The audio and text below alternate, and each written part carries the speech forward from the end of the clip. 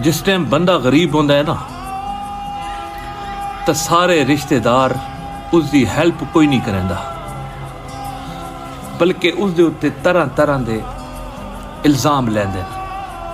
कोई आदा है कि ये लोफर है, कोई आदा है ये चोर है, कोई आदा है निकम्मा है, कोई आदा निकट्टू है, कोई आदा ये रोड का 1 नंबर का लोफर लिफंगा है।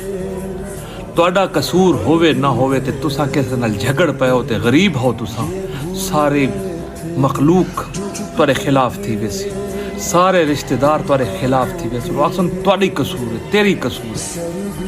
उन्होंने नहीं पता यार कि इस बंदे का पता नहीं कसूर है ही कि नहीं, पता नहीं ये लोफर है ही कि नहीं, पता नहीं ये 24 घंटे 15 घंटे मजदूरी करें अपने पेट अपनी फैमिली वास्ते, लेकिन ऐसे रिश्तेदारों की नज़र तुसा लोफर होंगे, 1 नंबर के बदमाश होंगे, लिफंगे होंगे, निकम्मे होंगे, निकट्टू होंगे। ऐसे लोग ते ऐसे रिश्तेदार मैनू कुत्ते लगते हैं, खुदा दी कसम कुत्ते तो बरतर होते हैं लोग।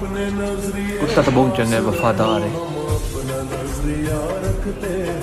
इंसान की जिंदगी बिगाड़न वास्ते ये रिश्तेदार काफ़ी, ये तुहाडी जिंदगी बिगाड़ ही सकते हैं, तुहाडी जिंदगी सुधार ही सकते हैं।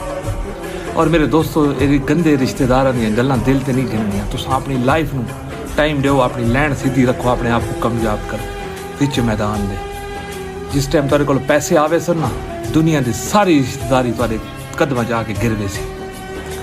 तुसां रिश्तेदारां दे पिछे ना भजो, तुसां अपने आप मेहनत के पिछे भजो, अपने आप को मजबूत करो। रिश्तेदारियां पैसे दे नाल आ वड़दियां, पैसा जेबे, रिश्तेदारी कदम।